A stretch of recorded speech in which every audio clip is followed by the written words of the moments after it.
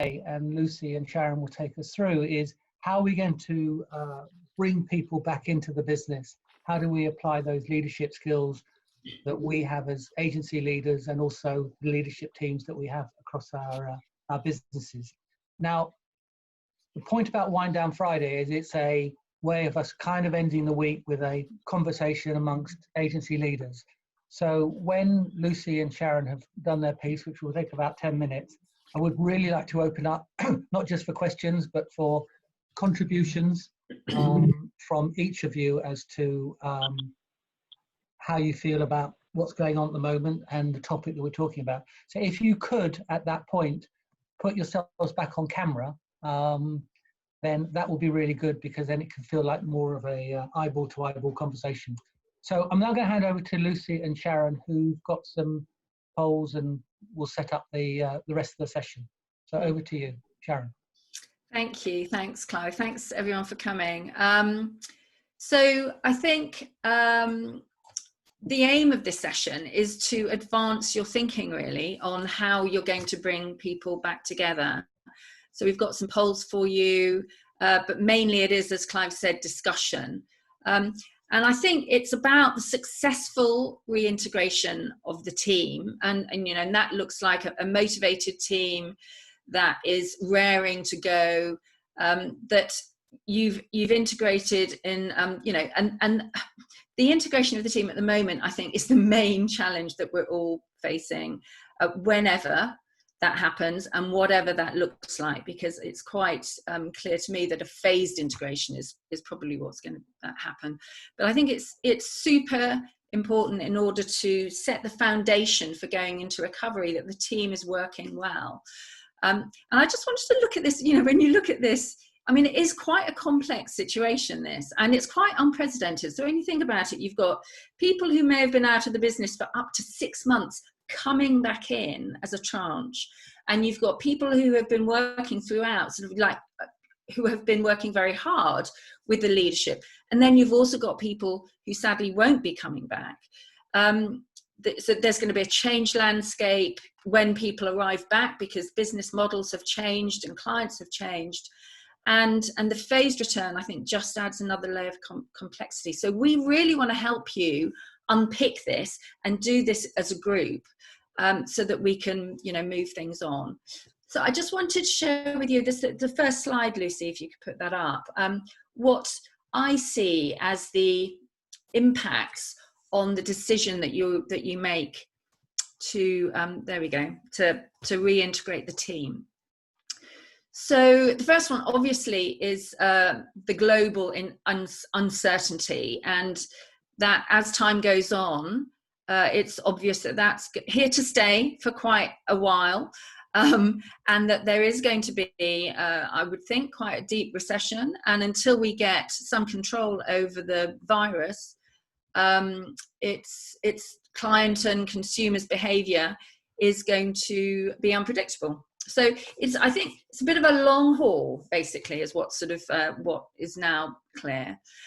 Well-being, obviously, that's been paramount, and rightly. So safety and health is really important, and that will continue to be for the end of the year. Communication, so how you've communicated with the team, both working from home and furloughed so far, I think is really important in how what their mindset and emotions are coming back. So have they felt valued? Have they really sort of been included in what's going on? Do they know what's happening? Adaptations for employees. But what I mean by this is that, okay, we've been all on the Corona coaster ride, I think I saw put it recently. But also we all have individual differences as to how we think about things, what our approach is to health and safety, you know, what our domestic situation is, how young or old we are, what the working from home arrangements are. So there are individual adaptations that we're going to have to make. Varying experiences, and what I mean by this is that, you know, really acknowledging that people have had very different times in these last few months, and the emotional impact of that on people coming back in, so that we appreciate that as a group, as a cultural group. and the psychological impact of the crisis. So I want to share with you something that Lucy found actually, that came through on LinkedIn, which I think is great. So Lucy, if you could just go on to the next one. This was from an article in the Harvard Business Review, and a researcher called Amy Cuddy put the psychological response to the crisis basically in this way. I thought this was brilliant. So you've got an emergency, you know, it was all hands to the pump. And I think my understanding is that actually it was a creative time. It was, you know, we were all very productive, energized. But then of course that can't last, and we get things in place, and then there's a bit of a slump. So we realize actually this is here to stay, the future's uncertain, and we lose focus a little bit. And you know, she's put here tied irritable, withdrawn. I mean, that was all me. And then we start on the recovery, we start to reorient, we look at where we're going, what expectations our roles are, and look at the future and where we're going in the future. And the thing I love about this, all of this is a normal reaction to an abnormal situation. So I think throughout this whole crisis, we have to remember that there's no, you know, there's no normal. So I just wanted to have a look at, if you go to the next slide, Lucy, thank you, where our employees are, or where they are at the moment and have been. So this is some research that was done by Question and Retain, and some of this was commissioned by MAAG actually. So people working from home, there's some stats here, and I think that the things that to really bring out here, 48% feeling connected. Yeah, if you 48% feeling connected, obviously, because we're all sort of working from home. And hopefully that is something that's going to be great when people get together, with that feeling of connection and culture again. And also the 66% of age 25 and under are suffering one or more signs of mental ill health. And the young employees have been much worse hit in that way than the older employees. So I think that's something really to bear in mind when people come back. And of course, people having reservations about returning to the office and traveling. So those very practical sort of things that people are quite worried about. So if you go on to the next one, Lucy, please. So the next one is about furloughed employees. And this also is interesting just to note, obviously there's been fear about redundancy. Am I coming back or am I not? It's been sort of quite unstructured probably for most, so focus has been difficult. So when they come back in, there's going to be a sort of time of transition to really sort of get their head in the right space again. And their well-being and their mental health has been more affected than people working from home, which we would expect. And so there's been some anxiety there and isolation again. So I think you can take the slide down now, Lucy, actually. So I just think that's quite important to sort of look at where people are coming from, and indeed where we are coming from, you know, what are, as leaders, where we're coming from. I think most people are probably really itching to get back, especially the young ones, and to sort of to have that sense of community and connection again. And I think it's also really important for us all to recognise what the challenges are, for as leaders, and for employees to recognise what the challenges are, and to be quite upfront and transparent about that, so that we can deal with them. And that's, you know, Lucy and I have identified 4 questions that we're going to go through, which hopefully will tease the issues out for all of us. So you know, they're coming back to a very changed landscape, and that will create some issues with, you know, with their emotions, with their mindsets, with people coming back together again. It's going to require time for adjustment.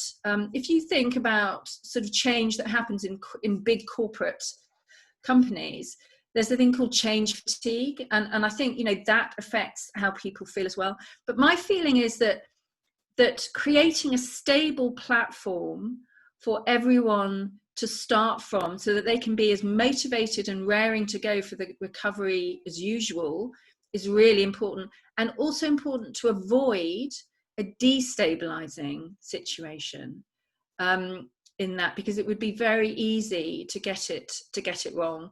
So sensitivity is required, a lot of leadership, as ever, with this crisis. That doesn't go away.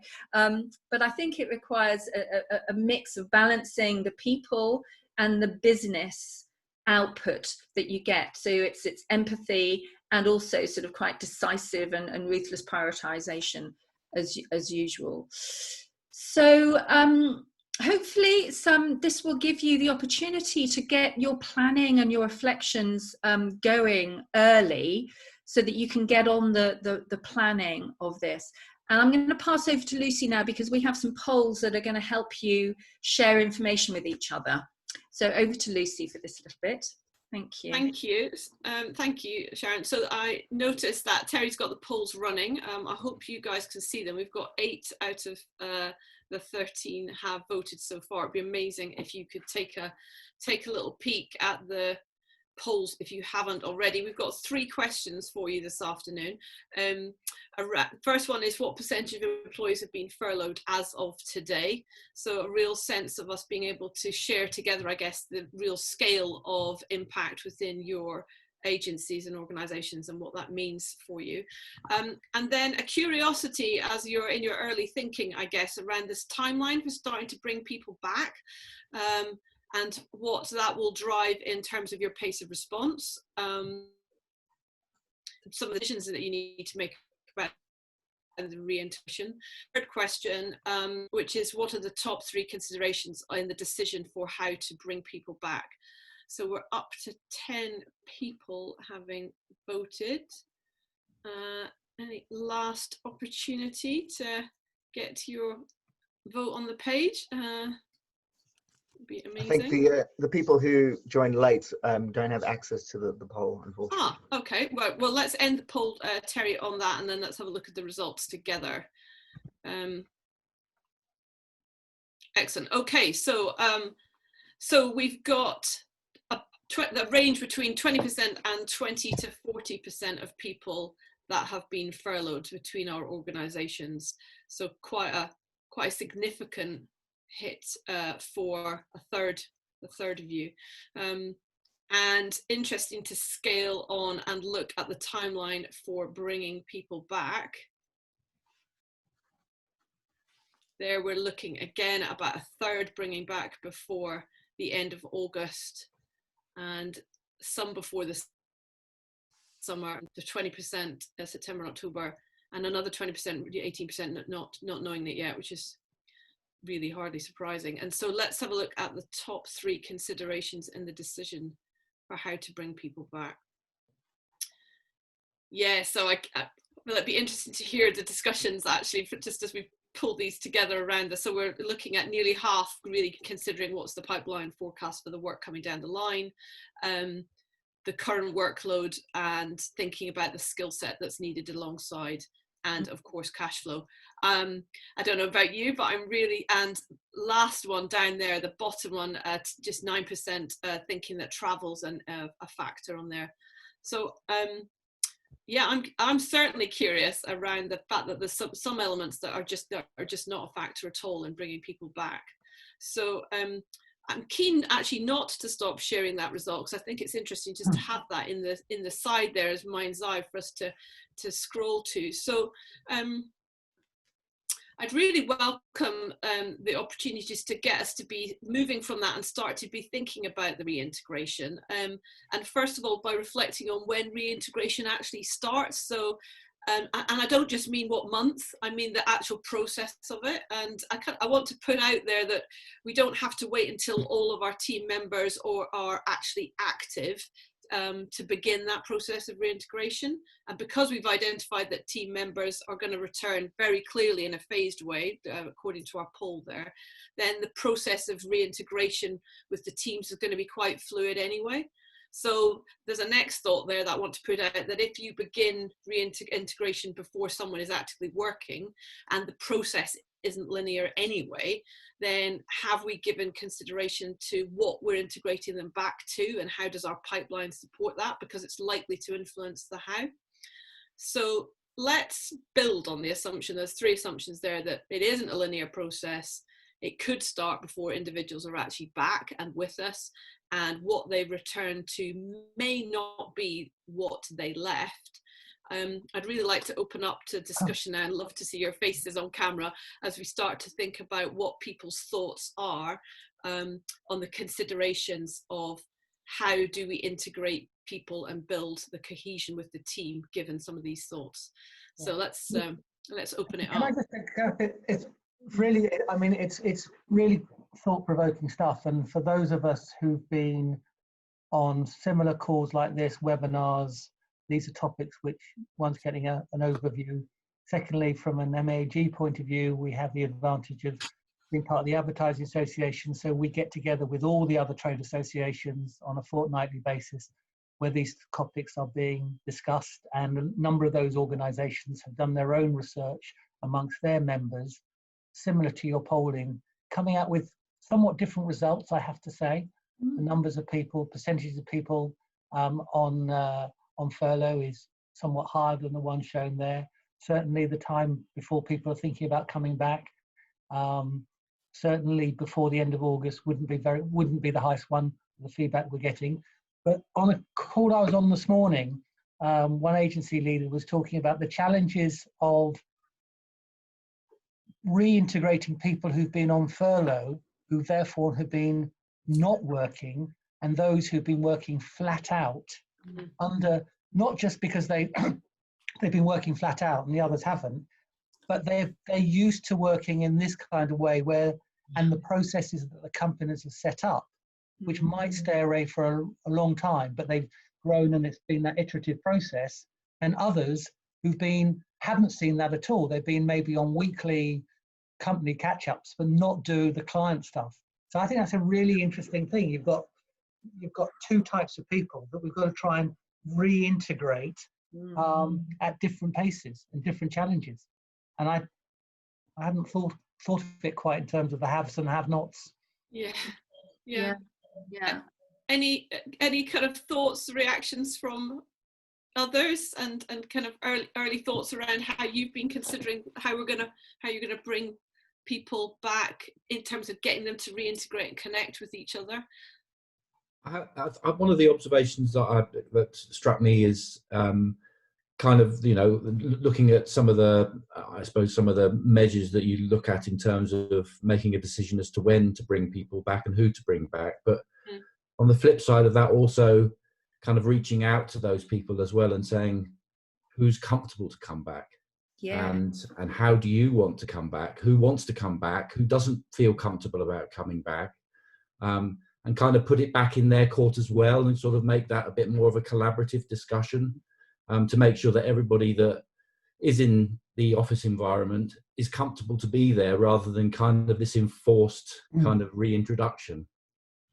Can I just add one thing? Because I think for this group, again, out of the conversations that we've had or we've been privy to get this definition in terms of coming back, because a lot of people have never gone away, they're just working differently. And so their coming back is maybe carry on doing what they're doing, but in a slightly reframed way, because I've not seen anybody particularly saying, well, our coming back is the office will open on Monday and I expect everybody to be there at 8:30 on that Monday morning. So it's going to be a different kind of coming back.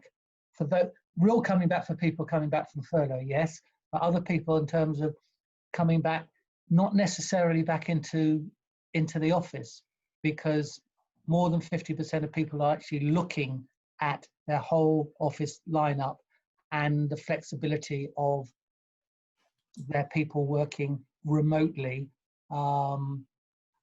as a choice, not permanently, but as a choice. So I think Piers, I noticed you nodding furiously there. No, it's interesting. I mean, I agree with a lot of that. I think that, and the way that we're starting to look at our office now is I think we're going to see it more as like a central clubhouse, and the agency will be the club, and the office is the clubhouse. And I think we're going to flip it so that whereas beforehand people had to book a day to work from home, now they'll book a day to come into the office. Wow. And the whole coming to the physical space will be sort of very, very much optional, but because we've got a mix of people, obviously some people that are really struggling at home, people that got young kids, not an office to work from, a partner stuck next to them on the kitchen table, and they can't wait to get back into the office. And then we've got the others who feel maybe have for health reasons just will be uncomfortable coming in at all. So I think ultimately it has flipped it, and it's been a real eye opener for me the last three months. The fact that we have been able to work pretty efficiently and operationally all remotely. Just sharing, which is not, these are not my thoughts, these are things which I've picked up again from the last Wednesday's meeting on the FC. The thing of travel was really high on the list. Those people that wanted to come back to work, but the reason they weren't going to come back was because they didn't want, maybe a bit London centric, but they didn't really want to go commute on the tube and things like that. That was their big concern, not about being in the office, because they wanted to go back to the office, but they didn't really want to go on the tube, and they didn't live locally enough in order to cycle or walk. Yeah, I mean, I spoke to someone, to that point, Clive, I spoke to someone, a relatively junior person in a media agency yesterday, who said, you know, I'd love to get back to the office, but I don't fancy the central line at the moment. Mm. You know, and I think that echoes that kind of sentiment, you know. So that, Stephanie. Stephanie, one, because I can see you, and I know that you have you are monitoring all of this stuff all the time within Ignis. So how's your response to all of this stuff? Well, you probably got, this is not my house. So there are 6 of us back in today, completely voluntarily. Just people chose to come in, and we've all agreed it's a great place to be. We've just got the results, but that's what I was looking at. We've got the results of our questionnaire to everyone, and in terms of the preparedness to come back, over half the agency are either very keen to come back with no qualification, or are open-minded but nervous about returning to the office, which I think is amazing. I think it's probably higher than other agencies or other businesses are experiencing. And I think the point about integrating slowly is really important. I suppose my question is, have some people become institutionalized working from home? Yeah, I think it's an interesting thought. There's a lot of smiles on that one. I mean, I've loved it. I've absolutely had a great time, and I'm a office person through and through. Yeah. I think that might be a problem for us. There are possibly a younger demographic who can't wait to get back and see their mates, and then there's maybe a family-facing demographic who actually have really enjoyed seeing their kids all day, every day, and homeschooling them when they've got time to. And I think for us, that's probably going to be, we won't reopen till September, so we'll start to integrate people, I think, in August, but slowly, and probably start with the younger demographic. But it's just trying to ensure that those who, and we will do 3-2, we asked everyone, and the overwhelming majority want to do 3 days at the office, 2 days at home, which is great, that's what we wanted. But it's going to be, how do we encourage those who have loved working at home to equally love working in the office? I call on Daniel Noy, who I see has now put his camera on, because I know in ThinkJam they've consulted the staff, and they've also been able to get out of their current office space. So how are you going to rationalise that? Is it no space? Is it some space? What's the plan? I think kind of a bit like Piers mentioned about having some kind of hub, club, something, because I think people want to be together. They want that social interaction as well as that working collaboration interaction. But equally, we made the decision that with everything that was happening, we're going to work from home for the foreseeable future. There's no point paying for a space we're not going to use. With social distancing measures in space, we all can get in there anyway. And so yes, we bit the bullet on that. And what we've consulting our team, kind of put off the decision about what that hub might look like. We want to consult with them, and we've by making the decision now in the office, we've bought ourselves some time to kind of get everyone's opinions to see what that looks like before we kind of leap into decision. Because I think, kind of referring to the recovery stage, we've got people returning from furlough, but we've also got people returning to a new way of working, even who have been here the whole time. And so part of our questionnaires and what we've been looking at is what is that new way once we've passed the emergency phase. We've still been scrabbling around, and now we're at this kind of all right, this is it for a while now, guys. What's that going to look like? So far, it's been a really positive reaction. You talked about, I think, Stephanie, your survey about people coming back. We did a survey about who's comfortable just coming in to pick up their stuff. Only a third of our team were comfortable to come in. Wow, that's interesting in terms of sort of how people are seeing, you know, the safety actually of coming in. That's and we said, and the question was, with social distancing measures in place, there was a lot of maybes, but, you know, it was, but it was, you know, only a third said absolutely, I don't mind coming in. So I was surprised at that number. I thought it would have been more, but I think a lot of it, as already mentioned, is the tube. I think when you're in London, the tube is such a big deal, and it's scary for people. So I'm interested that our conversation is anchored around about what I would call physical integration. I was going to come on because I was going to move the topic on. I just wanted to talk to Jackie because Black Dog are out of London, and so don't necessarily, so are not on a tube line. So how and you've got kind of quite a diverse skill sets within the business. How are you guys going to change or not, or is it about coming back in? I think that obviously Jeff has a view, our MD, that he wants everybody to return to the office, which is a funny view really in the scheme of things, because when we actually we all moved to work from home, obviously everyone had to take their Macs, and it, you know, it was a big deal really. We'd never done it before. 3 people returned back to the office because just we're moving such big files, it was just too difficult to try and work fast from home. So the office has been open, and we've had 3 people constantly in there, the same 3 people.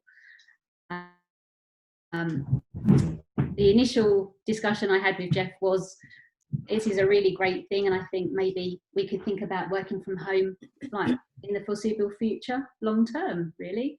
But for some reason he's changed his mind and now it's a case of, well, we've got an office, we need to use it, everyone needs to come back to the office. And I think that obviously with some influencing we can work it out over a period of time and how that works for people, taking in everybody's different lifestyles and arrangements that they have. You know, there's very many people, you know, lots of people that have families. Obviously the kids haven't gone back to school necessarily, so you've got different types of people with their lifestyles and who can return to work if they wanted to feel safe and reassured, and then obviously the people that are a bit unsure at the moment. So I think over the next, there's no big rush, there's no date set in stone. I don't think we'll be in a position really until next year for everybody to really be in the office happy and comfortable. And I'm talking about, you know, 25 to 26 people. And I think there will be the 3-2, which is a great idea, you know, 3 days in the office, 2 days out of working at home. I think that's a nice balance, and I think we've just got to move forward as a company and have a balance and a better balance for everybody, because some people have quite a journey into work. You know, some people have an hour, some people have 15 minutes, and those guys, it's just, you know, they can get more. You can get more out of somebody if they're not travelling 2 hours a day. It's just, you know, balancing it really. Okay. Can we, you know, we're halfway through. Can we now move away from the physical stuff? And Lucy, you might want to pick up on some of the more pressing business things about, in terms of how we're going to lead our teams. Yeah, Sharon, do you want to? Yeah, well, I think leading on from that, before we go on to to leading the teams, what I think is interesting coming out of that is the choice that employees have. You know, lots of people say it's actually done surveys, and actually employees are having quite an input into how they're working now, which is really interesting. And I wanted to, sorry. I think there's been a trust that's been built up. Yeah. That working from home doesn't carry any kind of baggage with it, because people have been doing it and it's been quite successful, and therefore there is that choice. Yeah. Which people have that choice, they might from from the senior manager's point of view, they actually might make the right decision, which is definitely indicated to come back into the office. Yeah, but it's a great shift in terms of a cultural shift as well. I think it's fantastic. But we also wanted to talk about how we, when people do come back together, you know, what you said, Clive, you picked up on that point of some people have been going hell for leather, working really, really hard. And then other people have been so out of the business that they're going to come in and it's all going to be changed. You know, if they come to sort of a clubhouse rather than an office, there's going to be such a big difference between those two sections of employees coming back. And I think there's a real danger of there being a rift there, that unless we actually deal with that in a very open way and we acknowledge those differing experiences and different emotional spaces, that it's really important to manage that well. So I wondered what your thoughts were about managing those two, sets of employees and what their experiences are. Can you just put your hands up if you've got people on furlough within your various companies? Okay, so that is the majority. So how are you approaching this reintegration of those people into an environment where there's been others that have been at it the whole time? Stephanie, you've unmuted, so please. Yeah, I have. So the people that we furloughed have been those who work in the event space where there is no work. And I'm really glad we're having this conversation now, because we will be starting to bring some of them off partial furlough to try and do some preparation for 21, because there are some virtual events coming up. But actually, I haven't given too much thought, because I know that they are desperate to get back. And I know that their colleagues are desperate for them to get back. So I wonder whether it will need a process of reintegration, or it's just, you know, they're called the We'll Meet Again group. That's their group email. And we're all so desperate to meet again. And I know we all sound like wonderful, you know, paragons. We're not, but everyone is very close and they're just desperate to be back together. And I think the ones who've been working very hard over this period will really welcome back their colleagues who've had to go on furlough. And most of them have not liked it, to be honest. They'd rather be working. Yeah, that's interesting. Has anyone else got any sort of views about that? We've had a similar, we've taken some people off furlough already, based on relevant work coming in. And yeah, they were all, you know, there's some people on furlough who are making the most of their time. And they're volunteering and they're doing crafts and they're building things and they're enjoying their time. And other people just sitting at home staring at the wall, just waiting to come back. And actually, I think the people who have come back are people who've just been very eager, and they've jumped straight back in at full speed. And didn't, you know, give them a day, but it didn't need much more than that. We did talk to them before they start, so I suppose there was a little bit of that integration where, you know, they had some notice that we were thinking about them coming back, a little bit of talking about what the projects are and trying to get them excited and engaged. But it didn't really need much more than that for those people who'd been off for, I think, for 2 months at that point.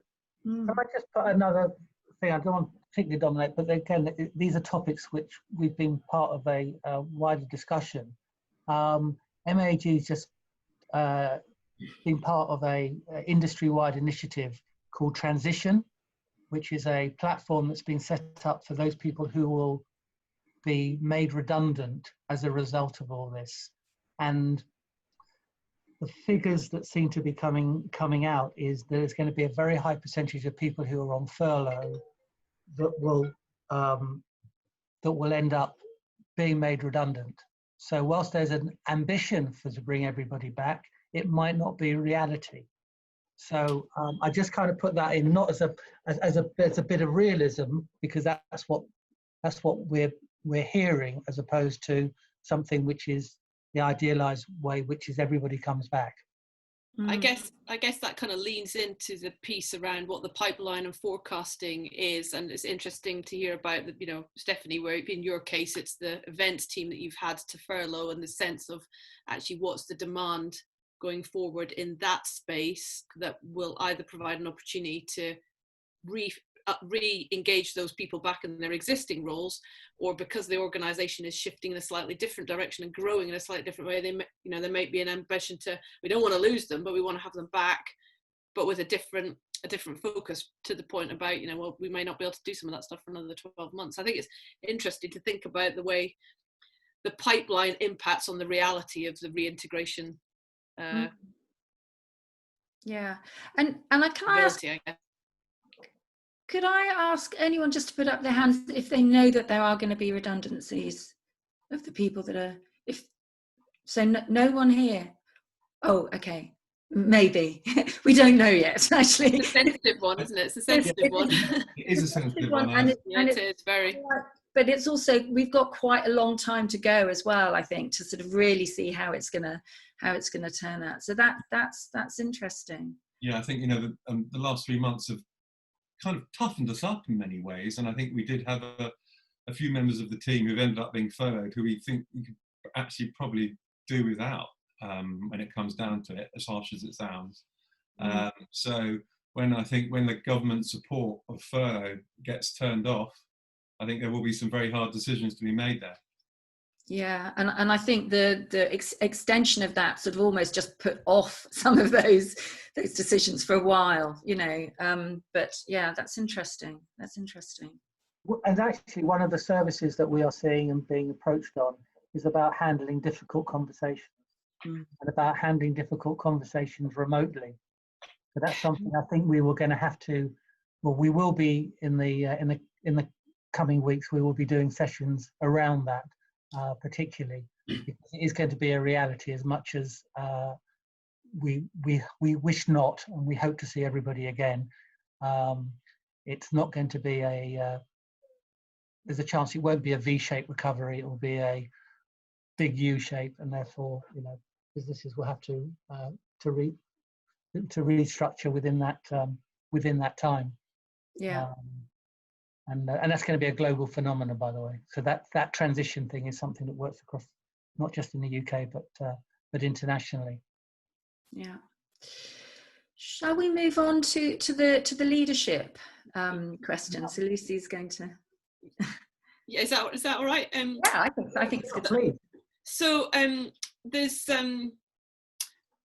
a McKinsey article that came out a couple of weeks ago that would love to be able to share with you guys afterwards, but certainly it's provoked quite a bit of discussion between Sharon and I. And it has talked about the return being a way of operating and not just a phase, which kind of leans into this point about the long U curve. You can't just keep it as a static thing. It's going to have to be something that we're much more agile about. And it talks about needing a new muscle and not just a plan for how the return's going to be. And at the heart of the article, it calls organisations and leaders to be simultaneously looking outside the organisation as well as inside. And when looking to the outside and to the future, it's all about how changes in government regulations, including the whole travel piece as well, and kind of the risks for there, are impacting consumer demand and decision making for consumers, and therefore that impact on pipeline. And so the work internally within organizations is about ensuring that we have a workforce who can respond to the ever-changing situation and doing it well. And so the thing that we were curious to think about together is how do we lead that return and support the reintegration when we know that we need to be looking outside and inside at the same time to help teams get back on stream, whether that's virtually together or physically together in the clubhouse, and drive that sense of connectivity and with that then business output. So a real focus on the how do we lead that return? What are thoughts and plans around that so far? And is that around culture as well? Because I think the thing about remotely is it's a breakdown of culture, because it's difficult to create culture remotely. Mm-hmm. Yeah, definitely. I think one of the things that comes across in the article that we were reading is the sense of how do we as leaders make ourselves vulnerable and really open about the uncertainties, that that really being you know, the sort of the price sensitive information around people are and aren't going to be back, even though we do, you know, the we will be together again group, you know, that's kind of the sense, the trickiness around that, and how do our cultures hold that despite the unknown, and how as leaders do we hold that uncertainty for them and build confidence and trust? Yeah.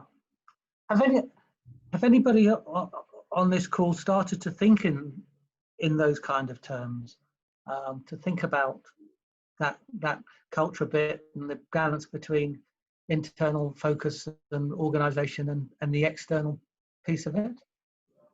Yes, Stephanie. Yes, Stephanie. And I'm afraid it is, because the other thing that came from our survey is around the travel piece. So where we're in Fulham, we have a majority of our guys are 45 to 60 plus minutes away by public transport. Actually, the discriminator is possibly going to be those who live close to the office if they want to come back, and those who don't.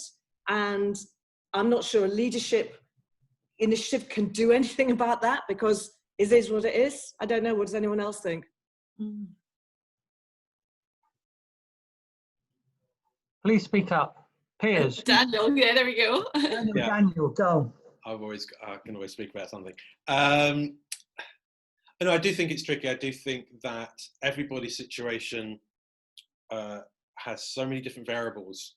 Something that came up that some of our staff, even with kids, hadn't thought about, which was how the lifestyle of the people who had children, the different ages of children, how different their lives were. And even people with kids hadn't really recognised that in their colleagues. We created a little parent group where people could, you know, again, share the challenges that they were facing. And, you know, the different experiences were quite broad. And you're right, I think there's not much you can do about some of these things, other than where it's reasonable, have a dialogue and be supportive within what's being reasonable. I think that's why we see us all doing questionnaires and maybe speaking a bit more, because while we're in this kind of hunkered down position, we're all talking a little bit more than perhaps we have been before. And I think a lot of people just want to feel they've got that voice and being listened to, and even if there isn't a solution, they've almost been part of realizing there isn't a solution.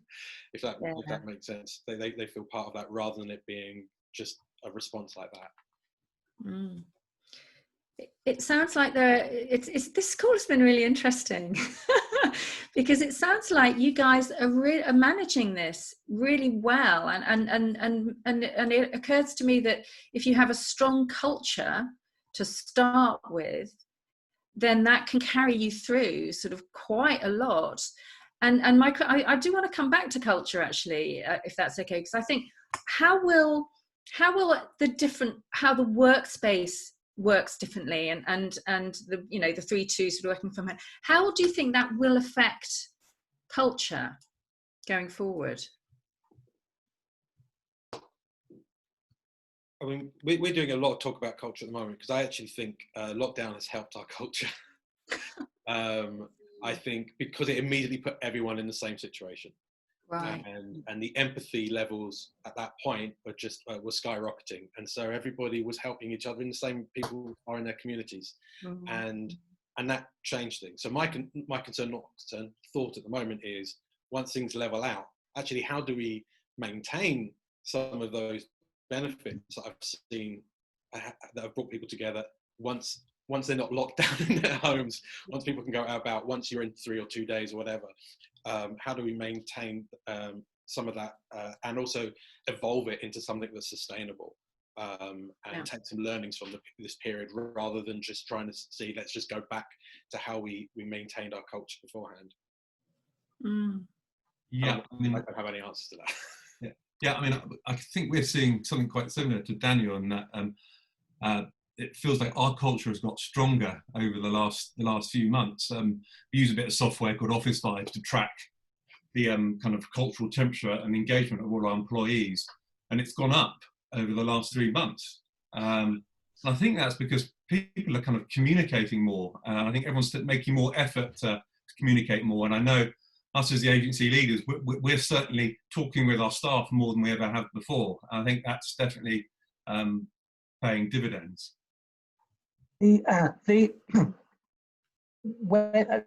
said the industry research which is being done has been done on a fortnightly basis.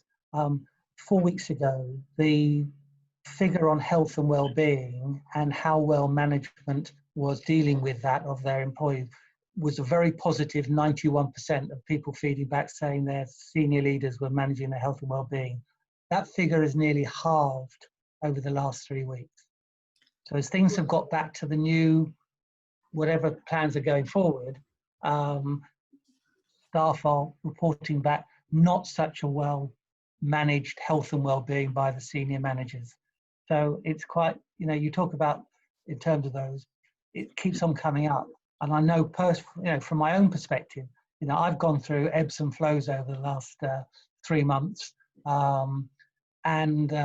you know, I've had my down times, and I'm pretty sure, in fact, I know I'm no different from anybody else. So how well has that necessarily been handled by leadership in this area? Because it's going to become a huge issue, because they would have, everyone, us included, leaders included, have gone through their moments. So this is going to be something which is there. Steph?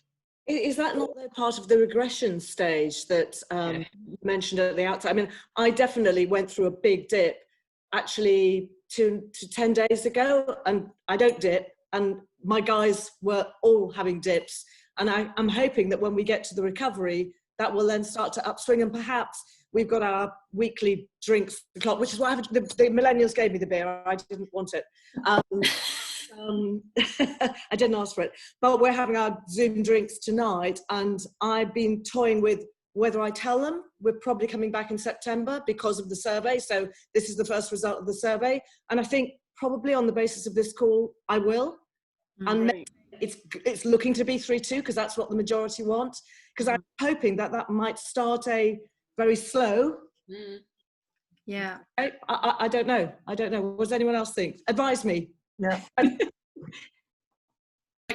guess one of the benefits of that is you're really giving people the opportunity to own the moving forward, which the kind of sense of the how do you shift this, and again this article that we're sharing with you, how do you move from that regression phrase into the recovery one, is the kind of sense of what's the impetus. And actually as a leader, if you're going to go, right, actually we are going to do this and we can do this, what else do you want to do? And think, oh wow, you asked us what we thought, and now you're doing what we fed back. Right, okay, I'm on board. Let's do this. Let's go. So, yeah. Yeah, and also I think, you know, one of our thoughts is that this integration actually is it starts now. You know, it starts now, sort of building that towards actually being together. And I think what's great also is that now there is, because we don't know so much, it's okay for leaders to say, I don't know, or actually we're going to change. You know, I thought that then, and then 2 weeks later it's different. So I think there's a real benefit in sharing your thoughts at the moment with the employees, and them sharing it back. What really interests me is this feeling, and you know, for me personally, it's been, I've loved lockdown. I've absolutely loved it, but the gains that people are getting from it, that's what's so interesting to me. That's what I hear everywhere, is that there's been so much positivity about it, and this change has mainly been positive. That's I mean, what are people's thoughts about that? I think and the question then may be, how do we, as we said, how do we maintain that going forward? How do we maintain that going forward? Yeah. I think the one thing I've kind of felt, this is very difficult to generalize, because I think as much as there's a group about positivity, there's another group which is finding it really difficult and changing, and this level playing field that we're all at, because we all have to be where we are currently, and if you've got choices, then that will start to change. I think that's going to be a problem. I was on a webinar this morning with the head of TBWA. She said that building that communication they've had amongst internally, not only within their own office, but right across the TBWA network, because everybody's sitting on a screen and therefore close enough, but also with their clients as well. And so it has led to a positive step forward with their clients. And I think you'll be pleased to hear, because I certainly was, that it's allowed them, and it was repeated, to start to think about different pricing models and more based to value-based pricing, because during this period there's been a huge amount of stuff which hasn't been about transaction, but it's been about thinking and the rest of it. So it has to be more value-based pricing. So when we're all in it together, we can start to think about those changes. And we as a group, you know, would dearly love to move away from timesheets and cost plus into value-based pricing. So this might be one of the things that starts to go forward. That's providing the clients remember that we were supportive of them in these times and we had these sort of conversations, and not when we get out of it and things maybe start to pick up, they'll go, okay, fine, we're now going to run a pitch. Yeah. We don't know, you know, that's where there's a lot of positive stuff, but it can swing. So, you know, I share these things because of those things I hear, as opposed to these are not my views. And yes, I mean, we've only got a few minutes left, Clive. I was really interested in sort of what challenges people think are coming up. But I just wanted to say as well that sort of Lucy and I, if any of you would like a consultation to really sort of get your ideas around integration in place, Lucy and I are offering the people on this call a free consultation session.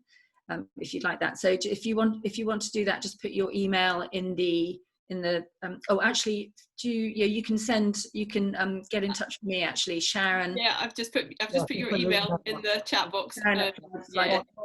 Or back to Terry or someone like that. Terry, yeah. That's fine. And if you want us to share the articles that we've read on our journey here, then also do put your emails in the chat box. Yeah. Okay. That was kind of Sharon, Lucy, thank you very much indeed. Thank you all for those on camera and those who aren't on camera for participating in a good conversation. This is the point of Wind Down Friday, where we can have these kind of open chats amongst 15 or 20 of us or whatever it's going to be. It's not a big 200 people webinar, but thank you very much indeed. And all being well, we'll be back next Friday. All right. Have a good weekend. Sorry, Terry's got something to add. Yeah, we've got a really special one next week. We've got the co-founder and head of talent of the Elephant Room, who are one of our member agencies. And she just did a very powerful article on LinkedIn, which is actually just being picked up by a campaign. So it's going to be featured there. And it's a response really to the Adlan posts that you've been seeing about Black Lives Matters and all that sort of stuff. So we're going to be discussing that article and the issues around that. So it'd be lovely if you guys could join us next week, same time. And if you've not seen it, Shani Mears, who will be leading a session next week, Shani wrote that it's all very well the industry writing these kind of letters about inclusion and diversity, but it takes this kind of thing. So it's almost a little, from her point of view as a black agency leader, it feels like a little too little too late. But she has an interesting point of view, and she works with Downing Street on diversity issues as well. So I would get you all to join in on that session. And if it's not you, other people who lead the diversity and the inclusion piece within your own agencies. It's going to be a big piece.